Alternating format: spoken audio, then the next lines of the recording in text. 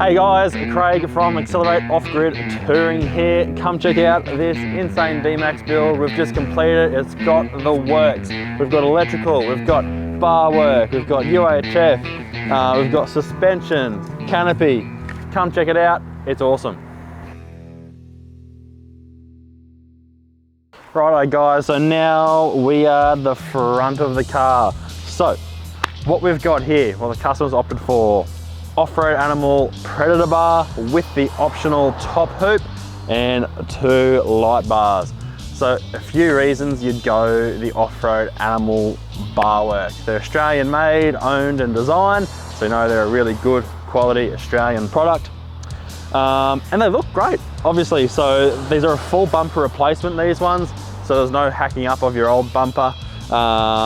If that's something you're not keen on, bumper comes off, grille splits in half, and then this fully replaces that section. It follows the lines of the car really nicely and just works really well.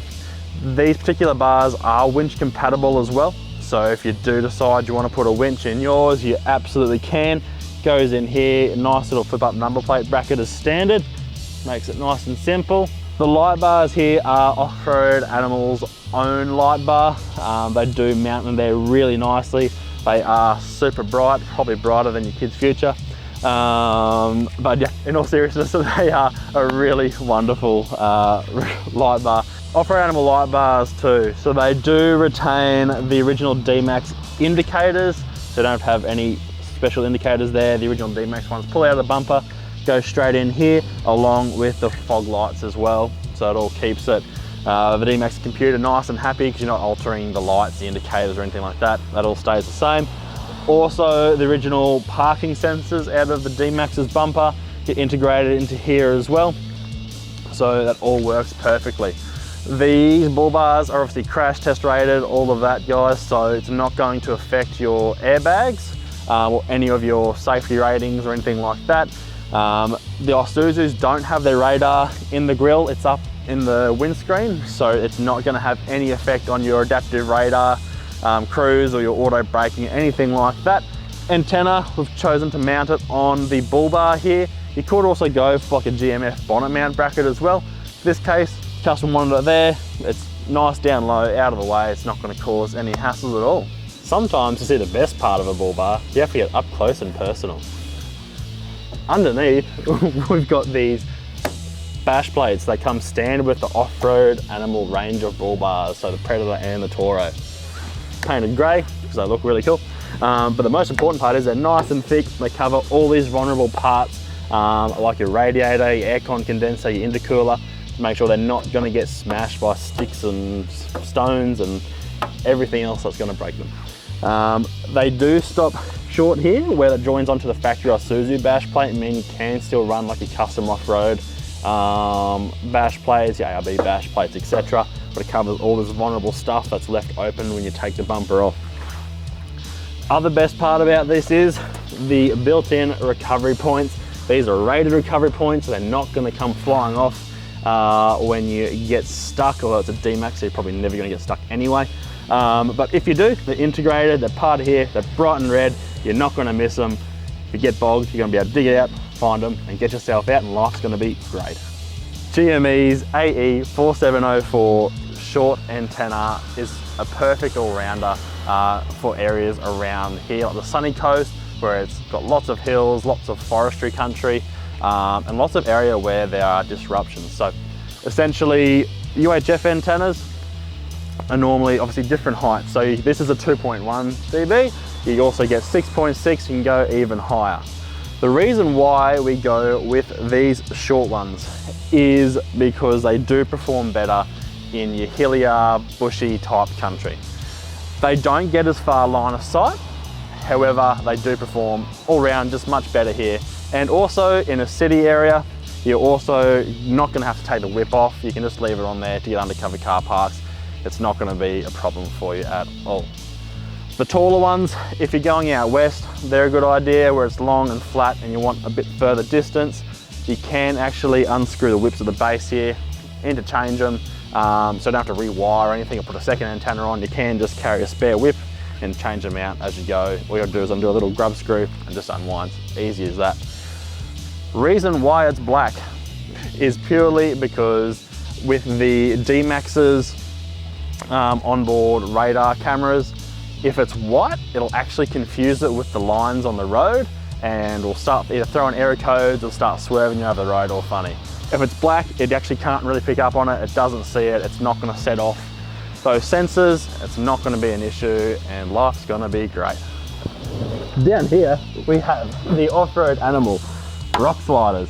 Now these double as a bit of a side step, hence the tread plate on top, as well as a super strong, super sturdy rock slider. Now, a lot of people leave side steps rock sliders till dead last.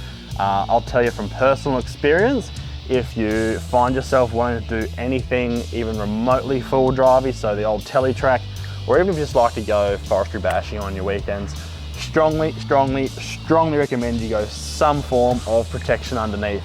Sills are not a nice easy part to replace or to pull dents out of if you do bash them in. Even if you're not looking for trouble off-road, chances are you're gonna find it. You're gonna come across a stump that you don't see or a drop off you don't see. The first thing it's gonna hit is under here. It's not only gonna dent your sills, it's gonna push into your doors and break your doors, and then insurance isn't gonna cover you because it's off-road. Recommend fit a set of these, especially these Offroad Animal ones. Same thing like the Bullbars, Australian owned, designed and made. And they are super duper strong. If you do find yourself bashing them up really badly, you can unbolt them quite easily to straighten them out if you need to. They're really just a no-brainer, guys. Awesome product, get on it. Just to show you how well built these are, I'm not a small guy. These are strong side steps. Jump up and down, there's not an ounce of movement in these steps or these brackets. What's big and orange? No, it's not a big orange, it's Outback Armour suspension. Under here, we have got the Outback Armour. This is the Digressive range. So this is sort of Outback Armour's middle of the range, probably their best value for money, to be honest. Gives you a really good ride without all of the adjustable stuff that a lot of people don't really want to worry about. This one, something that's going to ride nice, it's going to perform well, it's not going to fade over corrugations, something that's just going to perform as they wanted to, as they paid for it to do, with no extra gimmicks, and that's exactly what this is for here. So we've got, this is a nominal 35mm lift. They do come with optional 10mm little spaces under the coil seat, so you can adjust the preload on the coil to adjust the ride height to suit. To try and get more of a level look, we've used those in this. So the front's actually sitting a bit closer to that 45-50mm above standard, which gives it a really nice stance. So we've got, the Outback Armour Digressive shock here. We have got obviously the coil to suit, a little bit heavier to suit the weight of the bar, and if we put a winch in down the track, it'll also suit that as well. We've also got up here, which are a must if you're putting your D-Max up around that 50mm lift in mark in the front, is the adjustable upper control arms. Now these help keep the wheel alignment a lot more within range. So if you don't do that, what you can find, and especially with the D-Maxes, you'll find that your wheel alignment will get bad, so you'll get really bad camber wear on one side of the tyre. This fixes that, puts the wheel straight again, puts it back within an adjustable range for the wheel aligners, so you don't have any tyre wear issues. In the rear too, guys, obviously we've still matched it with Outback Armour shocks, the Digressive shocks for the rear, and we've gone for a constant 200 to 300 kilo leaf spring pack as well, which will suit the weight of the canopy that we've added, as well as if the customer's towing a small trailer or a small caravan, will quite easily account for that weight as well. So still provides a really nice ride, a bit extra load carrying capacity, which these D-Maxes seriously lack. But yeah, we'll give the customer a really nice all-round, capable and comfortable ute. Hey guys, so now we're right here at the rump of the D-Max, the back of the bootay. We have got the Maxliner Venture Canopy fitted to this. So the original Isuzu X-Terrain roller shutter, been hoiked, they're rubbish, they leak, they're no good anyway. Replaced it with something that actually does seal, which is the Maxliner Venture Canopy. These canopies got a range of really great features. So central locking being the main one. something a lot of people overlook, like, oh, I don't need central locking canopy, I can use a key. Yeah, you can if you really want to, but think about the application. So let's just say you've come from the shops, or you got something in your hand, you got some shopping in your hand, and you want to be able to open the back with one hand, or if you've got a baby in one hand, whatever the situation is. Obviously, if you've got something that's manual locked, you've got to put your shopping down, get your key out, open the locks up, open up. It's like a minute ordeal to open the door. These things, one-handed, one finger even if you want to, if you're missing some fingers, you can just press the button on the side here, pops it up, lift it up, bam, shopping in, done. Makes life so much easier, just a better all-round solution. So these canopies are really great for that. These side windows also operate just by a touch of the button around on the side here as well, making it super easy. Now, a lot of people think that central locking is wizardry still. So if you don't like to rely on electronics and central locking, there is still a manual key option. So if car's dead, battery's dead, for whatever reason, you can still put your key in the side, still twist it, still open up the door, and you're not going to be stranded, you're not going to lock Fluffy in the back. It's all going to be okay. Rightio guys, so now onto the electrical part. So we have got in behind the back seat here, Cangoe's own collaboration with us. So that is the Cangoee 110 amp hour lithium battery. These suckers have a 5-year warranty. They are an extremely high quality battery. So these are manufactured by a company called Vika, and they do a lot of work for government contracts and such, so you know that they are really a top-notch battery. So 110 amp hour lithium, so perfect for running fridges, lights, all your 12 volt stuff, travel buddies, all that sort of jazz. Inside this battery casing, there is a built-in 20 amp DC to DC charger. We've actually got another video on this system in more detail, which we'll drop a link down below as well. But I'll give you a quick run through of it in here as well. So yep, this one here, built-in 20 amp DC charger. If you do want to, they are capable of more charge. So if you want to add another 20 amp DC, or if you want to go wild and add another 40, you can through the external input. But to be honest, in these D-Maxes, they don't have a massive alternator. So 20 amp is actually a really good size. It's not going to put undue stress on the alternator, and it's still going to charge this guy up nice and quick. So along with obviously the battery, the DC, we have this array here. So obviously we have the fusing, pretty straightforward. We have the Victron Smart Shunt. So obviously a lithium battery, guys, you can't really tell its state of charge accurately based on its voltage. So you need something that measures the current coming in and the current coming in and current going out of the battery, so you can monitor exactly what percentage it's at. That's exactly what this guy does. Bluetooth to your phone via the Victron Connect app. You can really clearly see how much current flow you have in or out, and your state of charge of your battery as an actual percentage, not a silly bar graph or anything. It's actually a proper percentage on your phone. Makes it super easy to tell how full or how empty this bad boy is. Also got obviously the fuse block. Now obviously we've already used a few of these up for our socket box in the back, which I'll show you. But there is still 2 spare ones in here, so if you wanted to run a couple of your own sockets or lights or whatever you want anywhere, you can just tap them off of here and away you go. We've also got the Victron 7515 solar controller. This guy's Bluetooth as well. We've also got down here, obviously, another Anderson plug output. So if you decide you want a console fridge or something, or you want to run something else inside the cab of the D-Max, you have that ability there, along with a separate SIG socket inside as well. So yeah, fridges or travel buddies, whatever you want. If you want one inside the car, you absolutely can. And then the solar input side here, we obviously run that to our socket box in the back, which I will show you now. So obviously the second half of the dual battery system is where everything plugs into for the back. At the moment, back of this year, it's a bit of a blank canvas. So I've just gone for our socket box number 5 option, like on our online store. We can drop a link below, so if you want to get one yourself. But yeah, essentially we've got a grey Anderson for output. So fridge, whatever you run off an Anderson, plug it into there. Red, solar input. This wires back to that Victron 15 amp solar rig I was talking about before. So any unregulated panel, blanket, whatever, plug her in, away you go. We've also got here a twin USB socket. We have got a angle socket.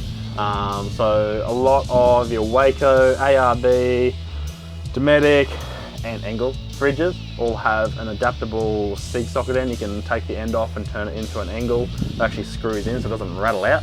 Really good idea, highly recommend it if you've got a fridge, if you're not using an Anderson. We've also got another SIG over here and another SIG over here. So more sockets than you know what to do with, but it's better to have too many than not enough. 10-4 rubber duck, you're there over. In this D-Max, we've fitted a GME XRS 370C radio and antenna. So, a few reasons why we use the GME. We've gone through this in a few other videos, but I'll say it again because they're just that good. GME, Australian made. What electronics are Australian made these days? Nearly nothing. These are, get around it, support Australian. 5-year warranty. Not like any of the overseas manufactured units that'll die in 2 years as soon as warranty's over. 5-year warranty, guys. These are an awesome bit of kit by an awesome Australian company. You need to get around them. Apart from that, they have a range of really cool features. Probably my favorite one of which is the auto playback feature. So these have a number of programmable buttons, the XRS button and this button on top. So these ones you can actually program to different things by short press, long press, etc. So how I normally have mine set up in my car, I have got this top one, short press, is for the auto playback feature. So like I was saying before, that auto playback feature, essentially, the radio has a short-term memory. So that if you're traveling in a convoy with a group of your mates, someone's cracking a joke or being an idiot, you can't hear what someone else has said, you can simply relive the moment by just pressing the button on top and it will then auto play that back. Now, if it's a few conversations ago, you can actually hit it a few times and it'll keep going back and back and back and back and then back again. Which is really handy if you've got bad hearing like me. Cool. Another cool feature you can program these buttons to do, I've got mine programmed so that the XRS button changes my squelch settings. So if you need to quickly on the fly cycle through your squelch settings, you've got 1 to 10 adjustable squelch, you can do that. For those of you who don't know, squelch setting, essentially a bit hard to explain, but adjusts how much static you're going to receive or how many of your poor transmissions from further away you're going to receive. So if you're in an area and you're always hearing static and you're really sick of it and you only want to hear closer, high quality transmissions, you can bump that up and it makes it a nicer experience. What you can also do too on these is set active mute. So you Bluetooth your phone to them. If your phone receives a phone call, obviously you don't want the radio going off in the background, Joe Blow, kid in the background swearing his head off, calling truckies an idiot. So what you can do is just set this feature, you're on a phone call, it actually mutes the UHF so that whoever you're on the phone call to is not going to hear what people are saying through here. Really good idea by GME. They also have a few other cool features like location services, etc. I won't go into that too much detail, but they are really just the best unit on the market.